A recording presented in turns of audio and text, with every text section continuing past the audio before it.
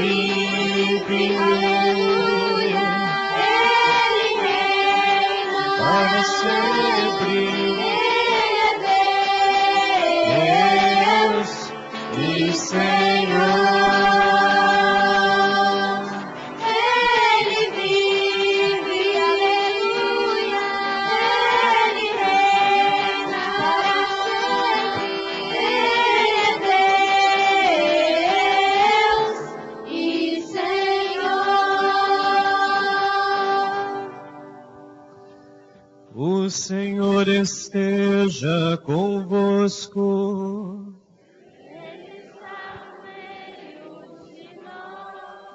Proclamação do Evangelho de Jesus Cristo, segundo Lucas.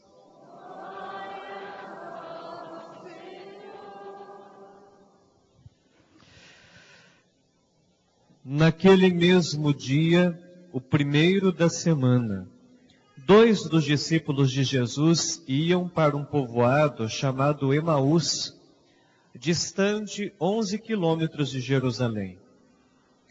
Conversavam sobre todas as coisas que tinham acontecido.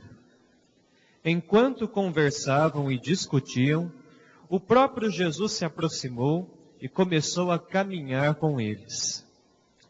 Os discípulos, porém, estavam como que cegos e não o reconheceram. Então Jesus perguntou: o que ides conversando pelo caminho? Eles pararam com o rosto triste e um deles, chamado Cleofas, lhe disse: tu és o único peregrino em Jerusalém que não sabe o que lá aconteceu nesses últimos dias? Ele perguntou: o que foi? Os discípulos responderam: o que aconteceu com Jesus, o Nazareno, que foi um profeta poderoso em obras e palavras, diante de Deus e diante de todo o povo. Os nossos sumos sacerdotes e nossos chefes o entregaram para ser condenado à morte e o crucificaram. Nós esperávamos que ele fosse libertar Israel, mas, apesar de tudo isso, já faz 3 dias que todas essas coisas aconteceram. É verdade que algumas mulheres do nosso grupo nos deram um susto. Elas foram de madrugada ao túmulo e não encontraram o corpo dele. Então voltaram, dizendo que tinham visto anjos e que estes afirmaram que Jesus está vivo. Alguns dos nossos foram ao túmulo e encontraram as coisas como as mulheres tinham dito. A ele, porém, ninguém o viu. Então Jesus lhes disse: como sois sem inteligência e lentos para crer em tudo que os profetas falaram? Será que o Cristo não devia sofrer tudo isso para entrar na sua glória? E começando por Moisés e passando pelos profetas, explicava aos discípulos todas as passagens da Escritura que falava a respeito dele. Quando chegaram perto do povoado para onde iam, Jesus fez de conta que ia mais adiante. Eles, porém, insistiram com Jesus, dizendo: fica conosco, pois já é tarde e a noite vem chegando. Jesus entrou para ficar com eles. Quando se sentou à mesa com eles, tomou o pão, abençoou-o e partiu e lhes distribuía. Nisso, os olhos dos discípulos se abriram e eles reconheceram Jesus. Jesus, porém, desapareceu da frente deles. Então um disse ao outro: não estava ardendo o nosso coração quando ele nos falava pelo caminho e nos explicava as Escrituras? Naquela mesma hora, eles se levantaram e voltaram para Jerusalém, onde encontraram os 11 reunidos com os outros, e estes confirmaram: realmente, o Senhor ressuscitou e apareceu a Simão. Então os dois contaram o que tinha acontecido no caminho e como tinham reconhecido Jesus ao partir o pão.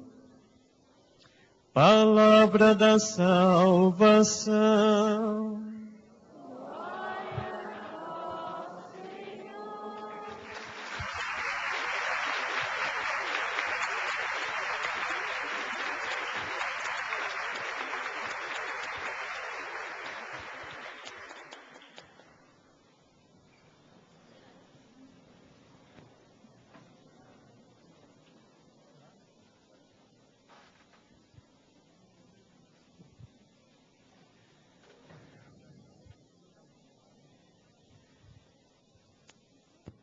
É claro que as leituras e o Evangelho é uma reflexão para todas as pessoas. Mas hoje eu gostaria, de maneira muito especial também, me centralizar um pouquinho mais nas mães aqui presentes. E eu gostaria de começar com a nossa primeira leitura, aonde o apóstolo Pedro, ele deixa muito claro o seguinte: se nós um dia quisermos participar do senhorio de Jesus, se nós quisermos participar da ressurreição de Jesus e estar com Ele um dia no céu, nós vamos precisar aprender a perder muitas vezes aqui nesse mundo. Quando nós falamos de perdas, a gente sabe no coração humano, especialmente o coração da mãe, quantas vezes, contando com as alegrias do nascimento dos filhos, a mãe passa por inúmeras perdas e por inúmeras situações que ela parece, em primeiro momento, dizer assim: parece que eu estou perdendo para o mundo. Parece que eu estou perdendo no placar com relação às coisas que eu ensinei. Não tenha medo. Para que a gente possa participar da ressurreição de Jesus, tem que ser assim.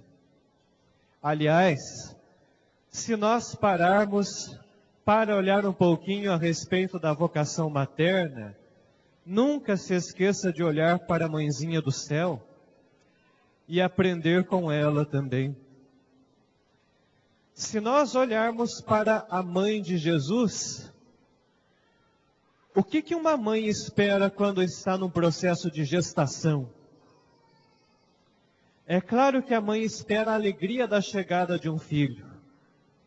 Maria, se ela não estivesse com a sua capacidade de pensar na grandeza do Pai, de pensar na missão dela de ser mãe, talvez ela nem tivesse a alegria de ter o filho Jesus. Porque a gente percebe o seguinte: quem já não parou para pensar como que poderia ser a cabeça dessa mulher quando ela, para dar à luz a Jesus, carregou no seu estado psicológico a possível culpa de que todas as crianças de Jerusalém, antes do nascimento do seu filho, foram mortas por Herodes, para que o filho dela pudesse nascer. Imagina uma mãe gestando, dando à luz, esperando o filho nascer, se ela se sentisse culpada da morte de todas as crianças de Jerusalém e das redondezas. Porque todas as crianças morreram porque Herodes queria matar Jesus. Imagina a dor da mãe de Jesus, de todas as perdas que ela sentiu, principalmente da dor da crucifixão do seu filho, que ela imaginava que seria aquele filho, que seria aquele exemplo para a sociedade, que seria aquele sinal de luz para o povo, e de repente ele foi tratado como um marginal, como um maldito, foi condenado, foi injustiçado. Coração de mãe tem que estar preparado para aprender a perder. E é por meio das perdas que alguns homens sem piedade condenaram Jesus. Mas o mais bonito, querida mãe, é que Deus, libertou Jesus das suas angústias, da morte, do seu sofrimento com a ressurreição. E grave bem no seu coração, a morte produz muito sofrimento, mas a morte não é a palavra final. E o que você vive com o seu filho não se trata do ponto final, não é a palavra final que está acontecendo na sua história. Muita história ainda está para acontecer daqui para frente. E nós precisamos crer, em primeiro lugar, na graça de Deus e na ressurreição que Deus vive em Jesus Cristo. Porque a nossa vida consiste nisso. Nós não podemos parar nos aspectos negativos da nossa existência, sendo que há um Deus que nos possibilita a graça da ressurreição. E falar de ressurreição é falar de vida nova. É falar de reinventar a nossa história, de crescermos com as dificuldades que nós vivemos. E aí, tenha certeza no seu coração de que tudo que nós vivemos nessa nossa existência é para que nós nos tornemos pessoas muito mais firmes em nossas decisões. Não tenha medo de permitir o seu filho existir. Não tenha medo de permitir que o seu filho cresça e faça as opções dele. Isso daí é um aprendizado para todos nós. Aliás, a experiência que o Evangelho nos oferece hoje é uma experiência belíssima. Jesus, ele de maneira muito tranquila para os discípulos de Emaús, no final da conversa com os discípulos, ele chega a dizer o seguinte: como que nós somos lentos na nossa inteligência para compreender que no final de todo o sofrimento que nós vivemos nesse mundo, no final de todas as dificuldades pelas quais nós iremos passar, no fim, todos nós iremos sorrir no céu. Todos nós iremos sorrir na presença de Deus. Todos nós iremos perder o sofrimento que nós vivemos agora para viver as alegrias. E Jesus deixa muito claro isso para os seus discípulos de Emaús. Aliás, o que mais me impressiona nesse texto do Evangelho de hoje é o seguinte: Jesus, depois do terceiro dia, quando ele ressuscita, ele aparece aos 11. Só que havia muito mais pessoas já que participavam da vida dos discípulos, como Cleófas e esse outro discípulo, os dois discípulos de Emaús.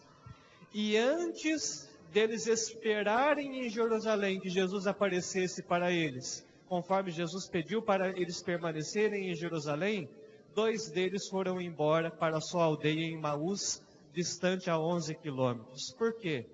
Porque desistiram de fato da caminhada com ele.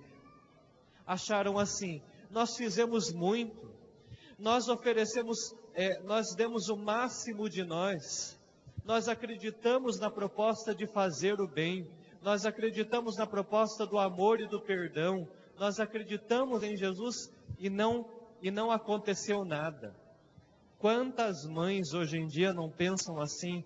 Mas nós educamos, nós fizemos tudo aquilo que era certo, mostramos a verdade para os nossos filhos e parece que a gente não conseguiu nada.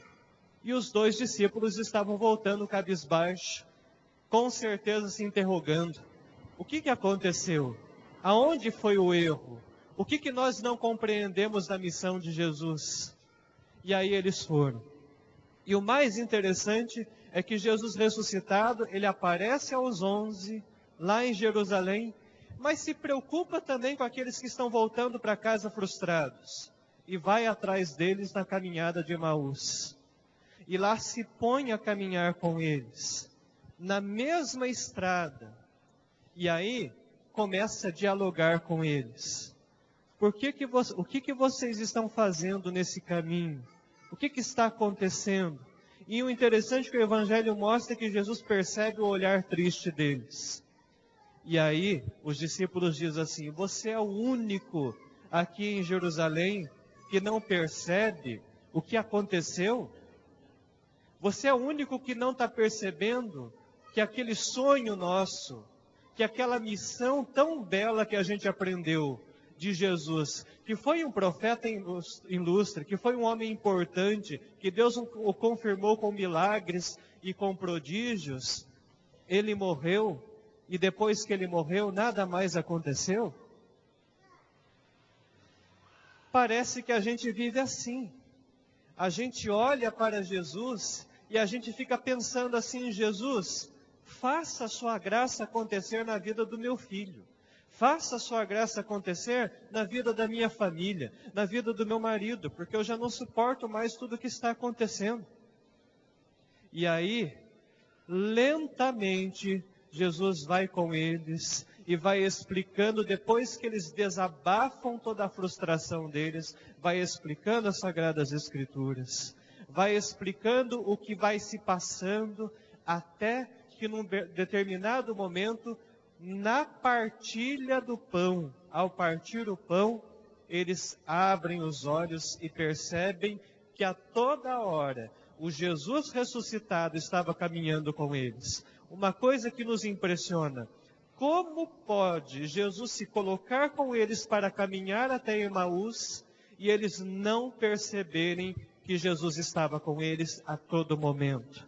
Querida mãe, como pode nós passarmos por esse mundo e às vezes nós ficarmos tão centrados nas nossas dores, nas nossas limitações, que a gente não perceba a presença do ressuscitado entre nós e que Ele é aquela pessoa que preenche a sua vida. E pode ter a certeza que por mais que você ache que na vida do seu filho, na vida da sua família, a situação não é a melhor possível, não tenha dúvidas de que o ressuscitado caminha com você. Não tenha dúvidas de que a graça de Deus está providenciando para que toda a situação, mesmo que você venha a falecer e não enxergue solução, no céu nós possamos todos nos reencontrar. Isso é um ato de fé. Isso é um ato que nós só percebemos como os discípulos de Emaús, na escuta da palavra e no partir do pão. Não tenha medo, mãe, de viver a sua vocação. Para finalizar, eu só gostaria de dizer uma coisa. Mãe, eu não sei como que é o seu lar. Eu não sei o que falta lá. Às vezes a mãe fica muito preocupada assim: mas o pai não fala nada para os filhos. Na hora do aperto, quando você vai conversar com seu marido, parece que é sempre assim, né? Resolve lá você. Você tem mais intimidade com eles, conversa lá você, né? Não fique preocupado se está faltando alguém para te ajudar dentro de casa. Não fique preocupado se de repente você sente aquela sensação de estar fazendo tudo sozinho. Mãe, basta a graça de Deus e o dom da maternidade. Você gerou o seu filho no seu ventre, mãe. É aí que você gerou. O seu filho nasceu de dentro de você, das suas entranhas. Você sabe educar o seu filho. Você não precisa esperar de alguém para ajudá-lo. Você sabe fazer isso. Isso é nato a você, pertence a você. Nunca tenha dúvidas da sua vocação de mulher e de mãe. Ensine, oriente, mas também ame. Mas também aprenda a perdoar e aprenda a dizer para o seu filho o seguinte: filho, levanta a cabeça e continue caminhando. Porque quando o seu filho também estiver na desolação dele, caminhando para Emaús, Jesus ressuscitado está caminhando com ele também. E se o seu marido está numa situação desoladora, o Jesus ressuscitado também está do lado dele para mostrar a ele a verdade da ressurreição. Então não tenha medo. Que a graça de Deus permaneça no seu coração e que você renove hoje as suas esperanças no Cristo ressuscitado. Então vamos agora ficar em pé.